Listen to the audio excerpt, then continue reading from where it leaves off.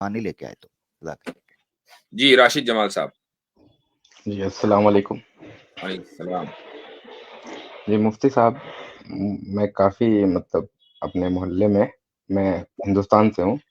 अपने मोहल्ले में काफ़ी लोगों से सुनता हूँ, मैंने हाफिज़ जी और मुफ्ती साहब से, कि ये हमारी ज़िंदगी एक इम्तिहान है। हाँ तो आपसे मैं जानना चाहता था कि क्या हमारी ज़िंदगी एक इम्तिहान है जी या बिल्कुल। अल्लाह इम्तिहान लेता है? जी। जी बिल्कुल। तो इस बारे में मुझे कुछ सवाल आते हैं मेरे ज़हन में, जी तो आपसे वज़ाहत चाहूँगा कि अगर ये इम्तिहान है, तो इम्तिहान में जैसे जो लोग बच्चे मर जाते हैं या फिर कोई वक़्त से पहले मर जाता है, जी तो उन्हें तो शायद अल्लाह जन्नत नसीब फरमाता है। जी। तो फिर हमारे साथ इंसाफ तो नहीं होता? क्यों नहीं होता? क्योंकि उनको तो एग्ज़ाम में छूट मिल जाती है, एग्ज़म्पशन मिल जा रही है। वो ठीक। बिना एग्ज़ाम दिए पास हो जा रहे हैं। तो आप ये चाह रहे हैं कि सब लोग पैदा हों और बचपन में मर जाएं? नहीं, नहीं, तो इंसाफ की बात है ना, अल्लाह इंसाफ करता है। हम्म। तो फिर किसी को वो छूट दे रहा है, तो ये एग्ज़ाम का तो तसव्वुर गलत हो गया फिर। देखें, दो चीजें हैं। इंसान, आप ये कह रहे हैं कि उसके मुकाबले में मेरे साथ इंसाफ नहीं हुआ। वो बच्चा तो मर गया बचपन में, वो गया जन्नत में, अब मेरे जी। साथ इंसाफ नहीं हुआ। तो आपके साथ इंसाफ होने की सिर्फ एक ही पॉसिबिलिटी है कि आप भी बचपन में मर जाएं। राइट। या फिर उसके या फिर उसके सभी, कोई नहीं मरे बचपन में। नहीं इम्तिहान का मतलब तो सबको इक्वल भाई, अपॉर्चुनिटी मिलनी चाहिए ना। वो ठीक है। एक मिनट, यहां रेस नहीं हो रही है। यानी आप किसी दूसरे के खिलाफ एग्जाम में नहीं बैठे हैं, आप अपने आप को प्रूव करने के लिए एग्जाम में बैठे हैं। हम जब अच्छा, किसी अच्छा, आप मुफ्ती साहब एक बात सुने। नहीं, जी, जी, आप जी। मेरी बात सुनिएगा, मैं अपनी बात मुकम्मल कर लूं। जी, कि जी, जी। आप जो इक्वेट कर रहे हैं ना, वो ये कि हम एक क्लासरूम के अंदर मसलन एग्जाम में बैठे हैं, तो इक्वल जी, अपॉर्चुनिटी होनी चाहिए ताकि मैं फर्स्ट आऊं। ठीक है। अगर इक्वल अपॉर्चुनिटी नहीं है तो फिर मेरी मेहनत तो बेकार है। यहां पर जब हम एक दुनिया के क्लासरूम में एग्जाम में बैठते हैं तो हम अपने आप को compete कर रहे हैं दूसरे स्टूडेंट्स के साथ। ठीक है, हम जी, मुस्तकिल कंपटीशन में हैं और उसकी वजह है कि हम अगर फर्स्ट आएंगे या हमारा स्कोर अच्छा होगा तो हमें जॉब अच्छी मिलेगी, हमें यूनिवर्सिटी अच्छी मिलेगी अगर हम अभी मजीद पढ़ना चाहते हैं, या फिर हमारा जी, करियर अच्छा होगा। ये सारी चीजें हैं जो दूसरे का नहीं होगा, क्योंकि दुनिया के अंदर लिमिटेड रिसोर्सेज हैं जो सिर्फ लिमिटेड बंदों को मिलनी जी, है, इसलिए कंपटीशन है आपस में। खुदा के यहाँ ऐसा ही नहीं। जी, खुदा जो देगा जी। कयामत के बाद, वो लिमिटेड नहीं है, वो अनलिमिटेड है। सारी दुनिया मुसलमान हो जाए तो सारी दुनिया एक ही तरह की मुसलमान हो तो अल्लाह ताला के यहाँ कोई कमी नहीं आएगी। तो लिहाजा कोई कंपटीशन नहीं है मेरा किसी दूसरे के साथ, मुझे सिर्फ अपने आप को प्रूव करना है। हाँ, लेकिन इम्तिहान का कॉन्सेप्ट से ये होता है मुफ्ती दुनिया साहब के कि सवाल अगर टीचर, सुनिए, अगर टीचर, होल्ड ऑन, ये सवाल ही गलत हो गया कि फला को जो है वो ज्यादा अपॉर्चुनिटी मिली और मुझे नहीं मिली। ये सवाल गलत हो गया। जी मैं हजरत यहाँ ऐड करना चाहता हूँ जो पॉइंट उन्होंने रखा है ना। जी, जी, राशिद भाई, मुझे इजाजत है? जी, जी, जी, अच्छा, मैं ना ये एक आयत शेयर कर रहा हूँ आपके साथ। जी, ये आयत है सूरह अनफाल की आयत नंबर 28। ठीक है, आप जी, पढ़ सकते हैं ना कुरान? जी हाँ। हाँ, ये पढ़िएगा जरा, ये जो हाईलाइटेड है। जी, मुझे अब चश्मा चाहिए होगा मुझे अपना, चले मैं पढ़ देता है हूँ, कोई नहीं बात पास नहीं। में, रात हो रही है। अल्लाह हाँ, ताला, पढ़ दीजिए हाँ, आप। अल्लाह ताला मोबाइल पे हूँ, फरमाते हैं। बहुत छोटा दिख रहा है। जी जी, जी। कोई बात नहीं। वालमू अन्नमा अमवालुकुम व औलादुकुम फितना। ठीक है, ये दो चीजों को जिक्र किया गया। क्या मतलब है इसका? इसका मतलब तो मुझे अरबिक का उर्दू ट्रांसलेशन नहीं आता है खुद मसला से। ये है कि कुरान ऊपर से देख के, चलो चश्मा नहीं है, मगर तर्जुमा तो आप पढ़ते ही होंगे। हाँ, तो मतलब मुझे अरबी का लिटरली मैं ट्रांसलेशन चले नहीं कर सकता चलें, हूँ खुद कोई से। बात नहीं, चले, मैं कोई मैं बात नहीं, आप बता कर देता दीजिए। मैं बता देता हूँ। यहाँ पर माल को और औलाद को आजमाइश कहा गया है। ठीक है, जी, जी, तो ये आयत आपने पढ़ ली। जैसे हमारा जी, इम्तिहान मानना है, किसी के पास माल आता है जी, और उससे माल छिन जाता है, ये उसका इम्तिहान है कि नहीं? जी। हाँ, वो उसका इम्तिहान होगा, सब्र इम्तिहान का है, हाँ। इम्तिहान होगा उसके। जबरदस्त। ऐसे ही जिसको औलाद दी जाती है और उससे छीन ली जाती है ना, वो बेसिकली जी, औलाद खुद इम्तिहान के लिए नहीं आई थी, बल्कि वो अपने बाप बाप के इम्तिहान के लिए और अपने रिश्तेदारों के इम्तिहान के लिए थी, जैसे माल है। यही वजह है कि जी, उस औलाद को माल के साथ जिक्र किया गया। तो जब किसी का जी, बच्चा बचपन के अंदर चला जाता है ना, उस बच्चे का इम्तिहान लेना मकसूद नहीं होता, बल्कि माँ बाप का, रिश्तेदारों का, दादकों का, नानकों का, उसके बहन भाइयों का हिसाब लेना मकसूद होता है। यही वजह है कि जो बच्चा फौत हो गया है उसके बारे में इस्लाम का हुक्म यही है कि वो जन्नत में है, जी हाँ। उसका कोई हिसाब अच्छा, नहीं। इसमें एक चीज और है आमिर भाई, वो ये कि जब ये सवाल जहन में आता है तो हम खुदा की सिर्फ एक सिफत पर नजर कर रहे होते हैं और वह है सिफत अदल। लेकिन खुदा जहां सिफत अदल के साथ मुत्तसिफ है वहीं उसके पास उसके यहाँ फजल भी है।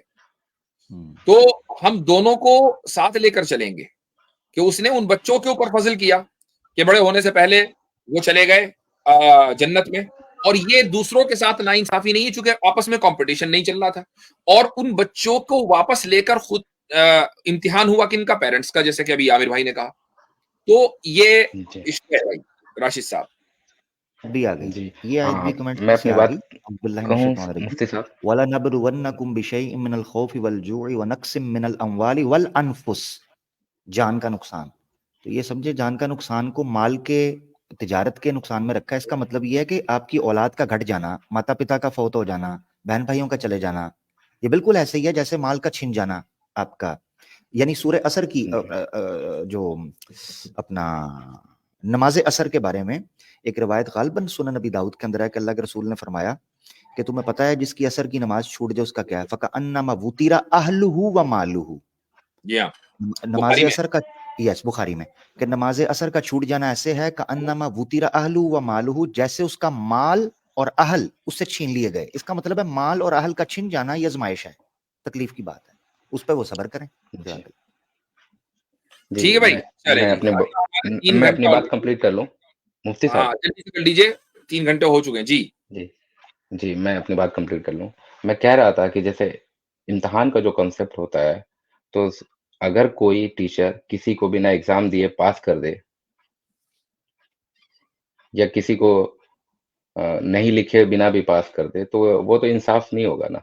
वो इम्तिहान, क्योंकि मैं इम्तिहान दे रहा हूँ तो मैं एक्सपेक्ट कर रहा हूँ कि मुझे भी अपॉर्चुनिटी मिलनी चाहिए इक्वली। मैंने तो वही कहा, ये अगर बच्चे मर जाते हैं, तभी तो एग्जाम दिया मैं बोल रहा जाएगा हूँ भाई, कि एग्जाम हॉल में बैठ ही नहीं रहा, अगर जो बच्चे पास अगर करके पास हो जा समझना। रहे हैं बिना एग्जाम दिए हुए, अल्लाह पास कर दे रहा है, तो ये तो नाइंसाफी हुई ना। वही तो कह रहा हूँ ना कि आप दोबारा वहीं चले गए। जस्ट अ सेकंड कसर भाई, जस्ट लास्ट में कमेंट कर लूं कि वहीं चले गए जहां से आपने आगाज किया था। मैंने आपसे आपके जी सामने बात की थी कि उन बच्चों के साथ अल्लाह ताला ने ये मामला किया, आपको ये नाइंसाफी लग रही है। अब यहाँ दो ऑप्शन है। पहला ऑप्शन ये जी है कि आपके साथ भी वैसा ही मामला हो, यानी आप भी बचपन में मर जाएं, ठीक है, और फिर आपके साथ ही क्या सारी दुनिया के साथ ये मामला होना चाहिए। पहला ऑप्शन तो ये है। दूसरा ऑप्शन ये है कि उन बच्चों के साथ ये मामला ना हो कि वो बचपन में ना मरे बल्कि बड़े होकर मरे, जो ताकि उनका भी इम्तिहान हो जी जाए। पहला ऑप्शन जी इसलिए गलत है कि इंसानियत कभी चलेगी ही नहीं। दूसरा ऑप्शन इसलिए गलत है कि आपका उन बच्चों के साथ मुकाबला नहीं। तो जब दोनों ही ऑप्शन गलत है तो आपका ये सवाल ही गलत है कि मेरे साथ नाइंसाफी हो। जी कसर भाई, ओवर टू यू सर। मैं कह रहा हूँ कि अगर जो भी बच्चे पैदा हुए हैं, तो बच्चे बच्चे नहीं है, क्योंकि सभी को तो एक उम्र में उठाया जाएगा ना, जरा रोज़े महशर में, आखिरत में एक साथ उठाया जाएगा ना। बच्चे तो बच्चे नहीं है जी, हशर में जी। एक कसर साथ भाई उठाया जाए। ठीक है, यही गुजारिश ये है जी कि जब जी ये बात कही जाती है कि इंसान को इम्तहान के लिए भेजा गया है, तो इंसान एज अ कॉन्सेप्ट का इसका मतलब ये नहीं है कि हर इंसान एक ही तरह से दुनिया में आएगा और उसका एक ही तरह का इम्तहान होगा।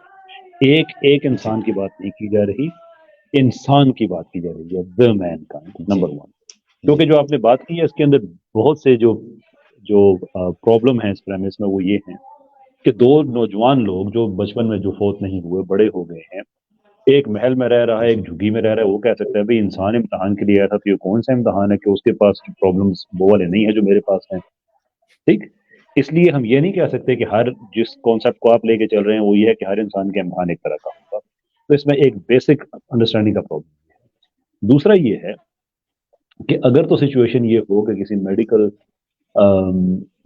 से एग्जामिनेशन कोई हो रहा है और बात यह है कि इसमें से जो पास होंगे यहाँ से 5, 7, 10 लोग, तो वो उनको कहीं डॉक्टर की जॉब मिल जाएगी। तो 100 लोग हैं, उनमें से 5 सीट्स हैं, 7 सीट्स हैं, 100 लोग उसके लिए compete कर रहे हैं। तो उसमें कोई आदमी आता है बगैर इम्तहान के आगे चला जाता है, तो वो तो हक तलफी होगी उन लोगों की जो इम्तहान दे रहे हैं, क्योंकि वो इम्तहान करके, और फिर ये भी है कि और वो पास भी हो जाए तो पास नहीं होंगे क्योंकि उनकी सीट जो किसी और ने ले ली। तो ये तो वाकई बात आपकी फिर उसूली तौर पर ठीक होती अगर ऐसा ही मामला होता, लेकिन इस्लाम में ऐसा मामला नहीं है। इस्लाम में नहीं ऐसा बिल्कुल भी नहीं है। मैं कह रहा था कि ये मेरी पूरी बात सुन लीजिए हाँ, बात सुन कि लीजिए ये पहले। जी जी। जी कोई जी कंपटीशन नहीं यहाँ पे ऐसा कि वो जो इम्तिहान के बगैर आगे निकल चले गए हैं, पास हो गए हैं, तो वो आपकी हकरती कर रहे हैं।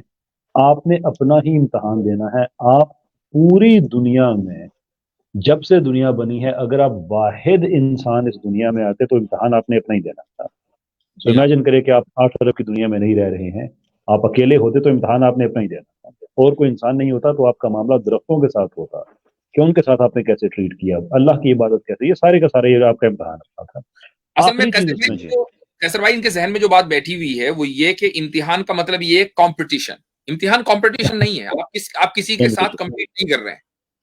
एग्जैक्टली आपका इम्तिहान अपना है। एग्जैक्टली। जी और जो जी तीसरी चीज लेकिन मैं जी मेरी अर्ज सुनिए साहब, जो उसमें तीसरी चीज है वो ये है कि जन्नत में ये भी नहीं है कि इस दुनिया का जो इम्तिहान पास कर गया जन्नत एक मुकाम का नाम है और वहां पे चला जाएगा। नहीं, उसमें बहुत सी ग्रेड्स हैं, बहुत से उसके दर्जे हैं। एक बच्चा, अगर आपकी लॉजिक को ले लिया जाए, तो आप उस बच्चे से ज्यादा बेहतर अपॉर्चुनिटी है इसलिए कि उस बच्चे ने दुनिया में इम्तिहान नहीं दिया और जन्नत के किसी दर्जे में चला गया, जबकि आप जन्नतुल फरदौस में भी जा सकते हैं जो आला तरीन दर्जा है। अब वो बच्चा कल कहे कि भाई मैं जिंदा होता मैं भी अच्छे काम करता, मैं भी पता नहीं क्या क्या अटेन कर सकता, जहाद करता, शहादत होती, गरीबों के लिए खड़ा होता, अल्लाह की इबादत करता, सारी सारी रात में इबादतें करता, दिन में रोजे रखता है, सो फोर्थ। इसलिए आपकी जो आइडिया है, आपको जो, अगर इसको इस तरह से बैलेंस करना चाह रहे हैं ना कि वो बच्चा ऐसे निकल जाएगा, तो आप उसको इस तरह से देख लें कि आपको अल्लाह ने अपॉर्चुनिटी दी है, आप उस बच्चे से बहुत आगे जा सकते हैं। तो it's not a well founded argument, अगर आपको इसकी जो नुक्स है अगर आपको समझ आ रहे हैं तो। जी, बुनियादी जी तौर पर मैं असल में कहूँ यही है कि आपको इम्तिहान को, इस इम्तिहान को जो हमारी जिंदगी का है खुदा के लिए, उसको कंपटीशन साबित करना पड़ेगा। तब आपका सवाल बनता है। जी मैं कह रहा था कि जैसे जो आखिरत में तो सभी रूह ही होगा, माने एक बराबर ही होगा, कोई बच्चा तो होगा नहीं। नहीं होंगे एक बराबर, नहीं होंगे। मेराज की जो माने हदीस है जो सही बच्चे के बुखारी में, नहीं, यही जी फ़र्क है। मैंने पहले भी आपका पॉइंट सुना था, जी वो कैसर भाई उस वक़्त बात कर रहे थे, मैंने टोकना मुनासिब नहीं समझा, तो वरना ये जी जी ये पॉइंट तो एक गलत दिन है। का कह अगर रहे थे ना कि सबको एक दिन उठाया जाएगा, तो हाँ, एक दिन की बात हाँ, एक और हाँ, है। वो आपने बिल्कुल एक दिन, मगर वो कुछ और जी, कह रहे थे, इसीलिए मैंने वो अच्छा, आपने जब दिया था वो बेसिकली ये कह रहे थे कि सबको एक तरह उठाया जाएगा, सब जवान होंगे, बच्चे तो नहीं होंगे। जबकि बुखारी शरीफ की हदीस अच्छा, के मुताबिक हज़रत इब्राहीम अलैहिस्सलाम के पास, दरख्त के पास बच्चों को खेलते हुए देखा, मिराज की रात में, जी तो पूछने पर बताया गया कि ये वो बच्चे हैं जो अपने बुलूगत से पहले फ़ौत हो चुके हैं। उनको उनके लिए एक जी टर्म यूज़ की गई है सूरह रहमान में, तफ़ासीर में कहा जाता है अल-लुअलु वल मरजान, यानी उन बच्चों को लुअलु वल मरजान के तौर पर मुखातिब किया गया है। कुछ मुफस्सिरीन ये कहते हैं, यानी वो बच्चे चमकते-दमकते, जैसे रौनक होती है, बच्चों से खिलखिलाहट होती है, उनके तोतलेपन से, उनकी शरारतों से, उनकी मासूमियत से, तो ये वो उस माहौल के लिए उन बच्चों को रखा गया। तो बच्चे होंगे, ऐसा नहीं है कि जन्नत में सारे ही जवान होंगे, बच्चे नहीं होंगे, ऐसा नहीं है। वो वही बच्चे होंगे। बाकी एक और चीज़ मैं यहाँ ज़िक्र करना वैसे तो काफ़ी हद तक बात हो चुकी है, उसूली बात वही थी जो मैंने बताया कि कुरान में माल के साथ औलाद को रखना, ये मोस्ट इम्पोर्टेंट एक पॉइंट है जो ये समझाता है कि औलाद आपके लिए आज़माइश है। अब उसका फ़ौत हो जाना, बुरा निकल जाना, बदतमीज़ होना, नेकबख्त होना, अमीर बन जाना, ज़हीन होना, ये सारी चीज़ें इम्तिहान के अंदर आती हैं। एक अच्छा, पॉइंट और समझना एक जी, पॉइंट और मैं इजाफा कर दूं, कबल इसके भूल जाऊं आमिर भाई, वो ये कि सवाल सिर्फ अगर ये सवाल वैलिड है तो फिर बात यही नहीं रुकती। फिर बात ये भी रुकती है कि एक आदमी मसलन 40 साल की उम्र पर पहुंचकर मर गया और दूसरा आदमी 70 साल तक जिंदा रहा, दोनों मुसलमान थे। तो 40 साल वाला ये कह सकता है कि भाई मुझे भी तो 70 साल जिंदगी चाहिए थी ताकि मैं ज्यादा इबादत करता, मैं तो पहले ही निकल ज़्यादा गया। ज़बरदस्त, ज़बरदस्त, सुपर्ब! यानी यही एतराज़ फिर यही नहीं रुकेगा बचपन में, फिर हर हाँ, उम्र पे जाएगा। आगे भी जाएगा। अच्छा, औरत जैसे औरतों ने एतराज़ किया, हज़रत ये हुआ भी था। नबी पाक जी सल्लल्लाहु अलैहि वसल्लम के ज़माने में कुछ औरतें आई, उन्होंने आकर कहा, मर्दों को तो ये एज हासिल है, वो जिहाद में जाते हैं, शहीद हो सकते हैं, हम लोगों से जिहाद से पीछे हैं। तो अल्लाह के रसूल ने कहा, तुम्हें पता है कि तुम्हारे लिए अल्लाह ताला ने और मकामात रखे हैं, सदक़ात के ज़रिए, जुज़ियात के ज़रिए, दूसरे मसाइल के ज़रिए। तो ये एतराज़ जो है वो रुकने का नहीं है, इसमें अल्लाह की हिकमतों के हवाले चीज़ों को करना है। जब आप ये कह देते हैं कि अल्लाह हर चीज़ को जानता है, तो अगर उसने किसी बच्चे की रूह कब्ज़ की है, तो उसके पीछे हिकमतें हैं, जिसका ज़िक्र सूरह कहफ में दिखाई देता है। तो जिसकी जितनी उम्र है, वो उसमें उसको गनीमत समझना चाहिए और नेक अमाल करने चाहिए, भाई यही है। बड़ी सिंपल सी बात है। जज़ाकल्लाह। ठीक है भाई, चलें, सही है, शुक्रिया बहुत बहुत। चलिए मुफ्ती साहब, मैं फिर कभी आऊंगा तो हाँ, आपसे फिर अगला बात हो सवाल जाएगी। फिर भी कीजिएगा, ठीक है, जी। चलें। अच्छा जी, तो हम लास्ट कॉलर ले रहे हैं, कौन है नीचे? ओहो, अच्छा ये है, फिलोसेपियंस को ले लेते हैं। जी भाई फिलोसेपियंस साहब, आप लास्ट कॉलर हैं। अच्छा, मुफ्ती एक साहब एक एक साहब हाथ भी हिला रहे हैं, चलो आपको भी ले लेंगे मुख्तसर बात करके इनसे। जी जी, अब सारे मुफ्ती लोग साहब कैसे हैं आप? शुक्र। सभी जी को मेरी तरफ से सलाम। जी, ठीक है, कैसर भाई बड़े अरसों बाद दिखाई दे रहे हैं। कैसर भाई, आमिर भाई, लेकिन मुझे उम्मीद है कि आप मुझे मिस नहीं करते टेक्नोलॉजी हैं। भाई, और जी कौन है? मैं जी, आतिफ आतिफ रैयान भाई रैयान भी साहब हैं, हैं, आतिफ रैयान भाई टेक्नोलॉजी भी हैं। साहब जी, हैं। सभी को मेरी तरफ से सलाम। जी, चलिए, अच्छा, बहुत सारी बातें आपने की हैं, तो मैंने कहा कौन सी बात को लेके आऊं। मैं तो ऑन्टोलॉजिकल आर्गुमेंट के इससे बात करना चाहता था आपसे। जी फरमाएं, सर कर लें पर बात। पर अभी थोड़ी देर पहले मुफ्ती साहब, आपकी अगर इजाज़त हो तो 1 मिनट, कैसर भाई ने कुछ पॉइंट कहा था, मैं उस पर थोड़ा सा कुछ बोल या सकता तो उस पे कर लें या उस पे कर लें, चूंकि अब टाइम हूँ? 16 मिनट ऊपर चल रहे हैं, अब ये हम उसमें आ गए बिल्कुल। 3 मिनट के बाद, 3 घंटे के बाद जो है फिर अच्छा, मामला गड़बड़ ठीक है, हो ठीक है, जाता चलिए फिर मुख्तसर मुख्तसर सी आपकी जो आपका जो वर्जन है, मैं मुफ्ती साहब, शायद आपको शायद होपफुली बुरा ना लगे, मैं ऑन्टोलॉजिकल आर्गुमेंट जो है वो ऑलरेडी लूली लंगड़ी जो आर्गुमेंट है, उसको आपने कबर पे पहुंचाने का काम कर दिया, मेरे को ऐसा लग रहा है। आपकी जो मैं ये आर्गुमेंट कहता है हूँ, मैंने कहा चलिए उसको मान उसको लेते हैं, उसको खबर में पहुंचा दिया, खबर में पहुंच गया वो। ठीक है, आप चलिए, मैं हाँ, आपके बंदे से तो वो भी नहीं समझ रहा था। मैं इतना मतलब कहूंगा ये कि कि आपके बंदे ही मैं लूले कहूंगा लंगड़े होते हैं, तो हम भी फिर लूले लंगड़े ये दलाइल देते हैं, पहले इनको तो झेलो। मैं इतना कहूंगा कि अवैस भाई शायद उसको थोड़ा सा बेहतर डील कर सकते थे, इतना कह सकता हूँ मैं, ये जाहिर है कि डिफरेंस। मुझे मालूम है कि कुछ ना कुछ लॉयल्टी और बायसनेस रहती है, तो आपने इतना भी कहा, ये बहुत बड़ी बात है। नहीं, नहीं, नहीं, मैं बिल्कुल एक्चुअली अगर मैं फुल डिबेट रिव्यू करता तो मैं हाँ, अवैस भाई का पार्ट भी, पर मैंने आपका पार्ट, जो आपकी दोनों आर्गुमेंट्स है, ईविल वाली भी है, और मैंने वो दोनों रिव्यू किए। पर मैं जी आपसे ये सवाल पूछना चाहता हूँ, आपका जो पहला जो इसका प्रेमिस है, वो थोड़ा मेरे को एक्सप्लेन करेंगे, और ऑब्जेक्टिव इमेजिनेशन क्या है बेसिकली, ये पॉइंट। देखें, पहला जो प्रेमिस था वो क्या था कि the supreme supreme being being is imagined objectively. Is imagine objectively. भी बताता हूँ मैं आपको, पहले उसको जरा सामने लिया हूँ। ओके, अच्छा, इसमें सबसे पहली बात तो ये कि सुप्रीम बीइंग हम किसको कह रहे हैं। तो आपके नजदीक आपकी कोई अंडरस्टैंडिंग है सुप्रीम बीइंग के ताल्लुक से?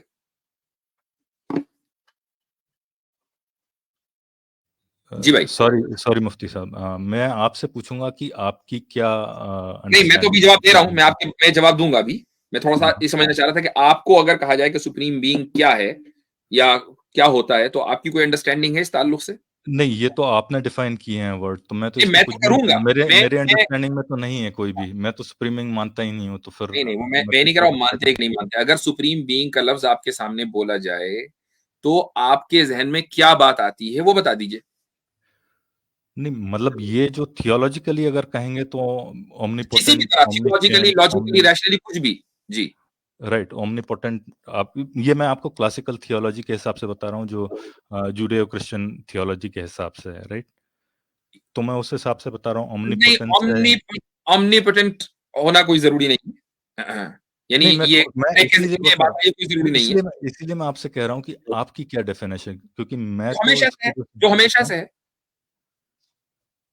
हाँ, वही तो बता रहा हूँ, आप बताइए मुझे क्या इसकी आप जो समझते हैं। हमेशा से है, यही सुप्रीम बीइंग का जो है बुनियादी तसव्वुर है, जो हमेशा से है,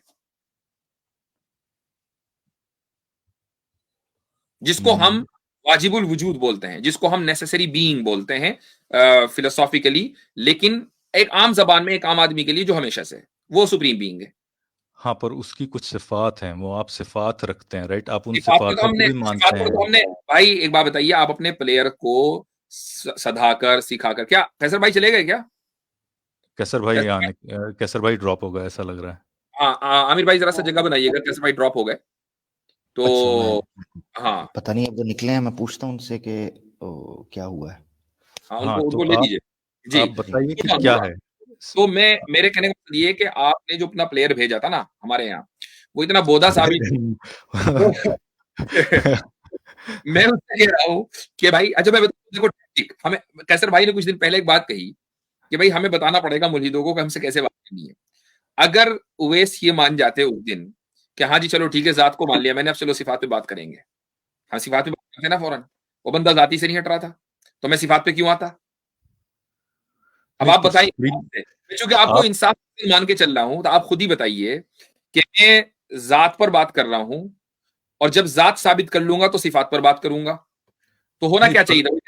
मैं जात मानता हूं, तो हम आगे मुफ्ती बढ़ते साहब हैं। अगर आप सिर्फ जात पे बात करेंगे तो आप सिर्फ एक क्रिएटर को ही अगर बात करके चलेंगे तो आप उसको डिफाइन कर दीजिए कि वो क्या है, मैक्सिमली ग्रेट है या फिजिकल वजूद है जो हमेशा से है, इन्फिनिटली तो हमेशा से पोटेंट है, बताया ना वो मैंने, तो नेसेसरी, जो जो सुप्रीम बीइंग जो लफ्ज मैंने इस्तेमाल किया, वो आपने कहा हमने किस माने में इस्तेमाल किया? हमने हाँ कहा वही जो हमें, वो आप हाँ जो हमेशा से है, इस माने में इस्तेमाल किया। नहीं तो आप बताएं ना, हम किस माने से हैं, क्योंकि हर किसी की अलग अलग है, बता तो राइट? रहा हूँ, बता हर तो कोई रहा हूँ, इस माने में अगर आप इस्तेमाल किसी किया जो हमेशा से है। आपका अलग है टेक, कोई क्रिश्चियन का अलग टेक है क्योंकि वो नहीं ट्रिनिटी में मान ले रहे नहीं हैं, नहीं राइट? नहीं नहीं नहीं नहीं, देखिए वो आ गई तफसील कि जो हमेशा से है उसको ट्रिनिटी वाले ये करते हैं कि यार वो मुरक्कब है, वो कॉम्पाउंड है, उसके 3 पार्ट्स हैं। जुडिज्म वाले भी मेरे ख्याल से उनका वही नजरिया है जो इस्लाम का है कि वो एक है और मुरक्कब नहीं है, सीध है। हमारा भी वही नजरिया है। इस दुनिया में आप मुझे बताएं कि 2 ही कैटेगरी हैं, अगर तीसरी कैटेगरी हो तो मेरे इल्म में इजाफा होगा आज। नहीं 2 कैटेगरी, होल्ड मैं ऑन, मेरी आपसे बात तो सुन लीजिए, मेरी बात तो सुन लीजिए, मुझे मैं अपनी बात मुकम्मल कर लूं। दुनिया में 2 कैटेगरी हैं। एक कैटेगरी उन लोगों की है कि जो खुदा को में बिलीव नहीं करते हैं, यानी मरकजी खुदा में जो सुप्रीम बीइंग है उसमें बिलीव नहीं करते हैं। अब चाहे उनको डाउट है, मसलन एग्नोस्टिक है, या वो क्लियर है कि खुदा मौजूद नहीं है, मसलन वो एथिस्ट है, राइट? ये एक कैटेगरी हो गई। उसके बाद दूसरी कैटेगरी है जो खुदा में बिलीव करते हैं, उसके अंदर डीस्ट हैं, थीस्ट हैं, पॉलिथीस्ट हैं, सारे के सारे उसके अंदर आ गए। इसके अलावा कोई कैटेगरी है? हाँ नहीं, आप बोलिए आगे। मैं तो आपसे आपकी डेफिनेशन जानना चाहता हूँ मैं कि पूछ रहा हूं कि इसके उस अलावा कोई कोई तीसरी कैटेगरी आपके इल्म में है? नहीं, चलिए फॉर द टाइमिंग मान लेते हैं, आप जो बोल रहे हैं वो नहीं, मतलब कैटेगरीज कोई, है, राइट? आप खाली मानने की बात नहीं है, आप है तो मुझे बताइए, मेरे इल्म में इजाफा करें।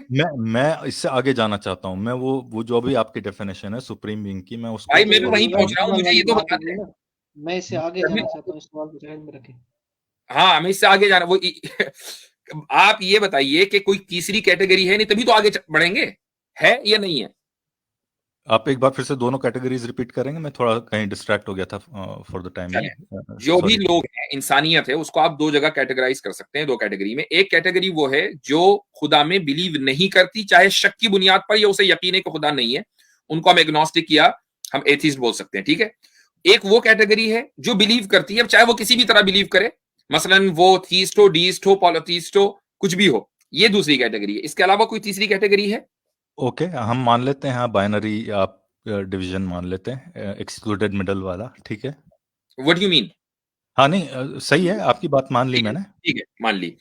अब ये जो 2 कैटेगरीज बनी और 2 ही कैटेगरीज हैं, ये उस सुप्रीम बीइंग के जो हमेशा से है, सिर्फ हमेशा से है, उसके तसव्वुर के बगैर नहीं। मुफ्ती साहब यही तो परेशानी है ना, क्योंकि ये जो है ये हम सिर्फ एक बीइंग की बात कर रहे हैं, और वो बीइंग क्या है, वो तो ऑन्टोलॉजिकल आर्गुमेंट तो सिर्फ बीइंग को साबित करने के लिए है ना, कैरेक्टरिस्टिक को तो साबित करने के लिए है ही नहीं। देखिए हमने कौन सा सिफात को साबित करने के लिए ऑन्टोलॉजिकल आर्गुमेंट दिया था? नहीं तो मैं उसमें उसके जो एक्चुअल जो आर्गुमेंट जो प्रेमिसेस हैं वो हर किसी के अलग अलग हैं। वो आप चाहे अंसाम से ले लो, वो आप सिफात की चाहे वजह से इख्तिलाफ है ना भाई, ट्रिनिटी का जो है वो अलग है, मुसलमानों का अलग है, वो हिंदुओं का अलग है, वो सिफात में ठीक है, इख्तिलाफ है। चलिए मैं ये सिफात सवाल को पूछ लेता साबित हूँ। करने के लिए ऑन्टोलॉजिकल आर्गुमेंट नहीं दिया जाता, जात को साबित करने के लिए दिया जाता है। मैं इसको आप इसको कह रहे मैं हैं हो रही है। मैं सर, मैं एक सवाल क्लैरिफाई पूछ कर देता हूँ सकता हूँ इजाजत इसका से? क्लैरिफाई। कैसे भाई? कैसर भाई, एक सवाल, छोटा सा सवाल, क्या वो क्रिएट करने की कुव्वत रखता है? सीधी सी बात, मेरा एक सवाल है। उसके लिए ऑन्टोलॉजिकल आर्गुमेंट हम कभी नहीं देंगे, क्योंकि क्रिएट करने की कुव्वत रखना एक सिफत है। जैसे ही सिफत पर बात होगी तो हम ये आर्गुमेंट बदल जाएगा। तो फिर उसका फायदा क्या है? फिर इस आपकी आर्गुमेंट का क्या फायदा, बताइए। जात को साबित किया जा रहा है। बात को क्या साबित करना, वही तो, अगर उसका मेन आपका क्रिटिसिज्म फिर ये होना चाहिए कि भाई ऑन्टोलॉजिकल आर्गुमेंट कोई भी हो सकता है, फिर तो टॉम डिक हैरी कोई भी हो सकता है, राइट? नहीं, कोई नहीं हो सकता। मैं उसकी वजह है वो सुप्रीम बीइंग। अगर आप टॉम डिक एंड हैरी को अगर आप सुप्रीम बीइंग मान रहे हैं तो आप साबित करें कि सुप्रीम बीइंग है क्या। हम इसीलिए अच्छा, ऑब्जेक्ट, आपकी बात, आपकी आवाज चूंकि कट रही, इनके बोलने जी से आपकी आवाज चूंकि कट रही है तो मैं इनको म्यूट कर रहा हूं जब ये बोलेंगे बीच में ना ओके टोकें सॉरी ताकि उनकी आवाज कट जाती है। जी जी। तो ऑब्जेक्टिवली का जो लफ्ज हमने ऐड किया है वो टॉम डिक एंड हैरी के लिए नहीं किया, सुप्रीम बीइंग के लिए किया है।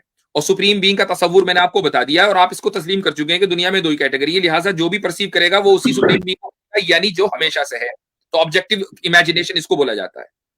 ठीक है, अब इस पर आपका ज्यादा ये हो सकता है एतराज कि भाई इस ऑन्टोलॉजिकल आर्ग्यूमेंट से सिफात साबित नहीं होनी, तो हम कब सिफात साबित कर रहे हैं? हम भी जाती साबित कर रहे हैं।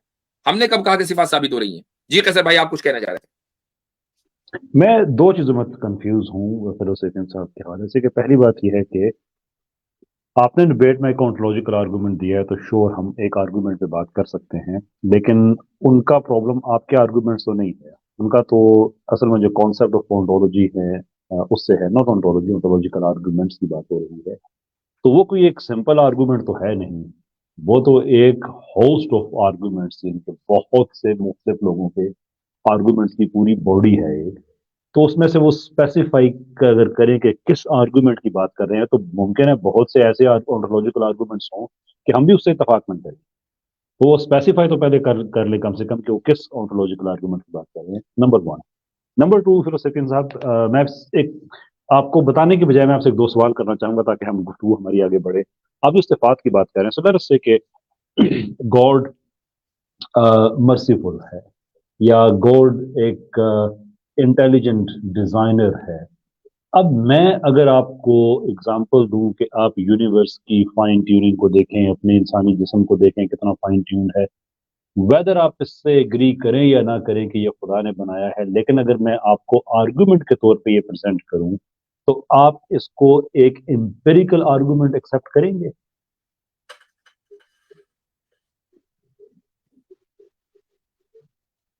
सर सॉरी मैं म्यूट पे था, है ना? जी कैसर जी सॉरी। तो आपने सवाल किया कि जो फाइन ट्यूनिंग वाली आर्गुमेंट, वो तो मैंने आपकी स्ट्रीम पे भी एक बार जब भी आया हूँ तो मैंने आपको कहा है कि वो स्ट्रक्चर्ड आर्गुमेंट है और वो एम्पिरिकल बेसिस पे है बेसिकली, क्योंकि वो फाइन ट्यूनिंग एम्पिरिकल का बेसिस है, वो पे है, देखते ठीक हैं, है, राइट? एम्पिरिकल ये तो बेसिस पे है। तो ऑन्टोलॉजिकल अब है, ये हमारा, प्योरली फिलोसॉफिकल है, राइट? जी जी, मैं प्योरली बिल्कुल आप ठीक कंसेप्चुअल है जगह पे बेसिकली, पहुंचे, राइट? बिल्कुल ठीक जगह पे पहुंचे हैं। और शायद यहीं से आपको अपनी गलती का एहसास हो जाए कि आप ऑन्टोलॉजिकल आर्गुमेंट, किसी भी ऑन्टोलॉजिकल आर्गुमेंट को डिस्कस करते हुए आप खुदा की सिफात का जिक्र क्यों कर रहे हैं, जबकि खुदा की सिफात आपको हमेशा मिलेंगी थ्रू द एम्पिरिकल आर्गुमेंट्स या एम्पिरिकल ऑब्जर्वेशन।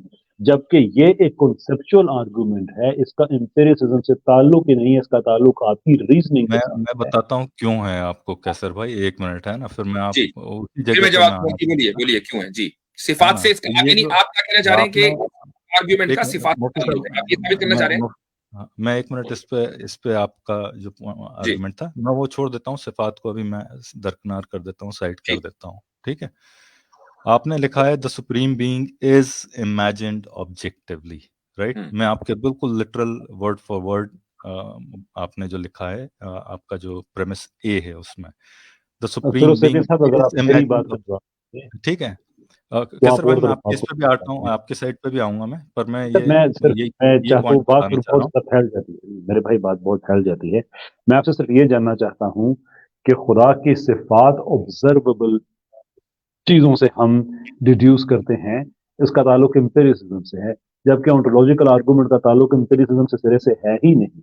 तो आप क्यों कैसर भाई, मैं ऑन्टोलॉजिकल मुफ्ती साहब आर्गुमेंट, की सॉरी ऑन्टोलॉजिकल आर्गुमेंट की बात कर रहा हूँ मैं। आप जो जनरल मेरे को आर्गुमेंट बता भाई, रहे हैं आप ऑन्टोलॉजिकल, किसी उसमें नहीं भी लिखा है, ऑन्टोलॉजिकल आर्गुमेंट की बात करें, किसी उसका की नहीं। मैं ताल्लुक अभी यहाँ मुफ्ती साहब एम्पिरिसिज्म की से बात नहीं है।